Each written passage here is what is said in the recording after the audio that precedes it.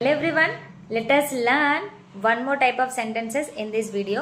See, generally ఒక పని మనం చేస్తాము అనేదాన్ని మనం ఇంగ్లీష్లో ఎలా చెప్తాం? I do that work or else I do that work. కానీ అదే పనిని మనం వేరే వాళ్ళతో చేపించాలి అనేదాన్ని మనం ఇంగ్లీష్లో ఎలా చెప్పాలి అంటే I need to get this work done by someone. అంటే ఎవరితో మనకు తెలియదు, కానీ ఈ పని నేను వేరే వాళ్ళతో చేయించాలి.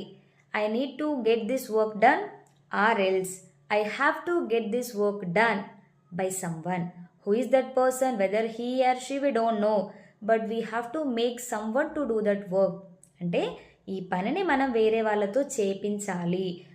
వాళ్ళు ఆడవాళ్ళ మగవాళ్ళ అనేది మనకు తెలీదు, it doesn't matter, but we need to get this work done. అంటే ఎలా చెప్పాలి? I need to get this work done. నేను ఈ పనిని వేరే వాళ్ళతో చేపించాలి. This is how we have to frame a sentence in English. So follow for more.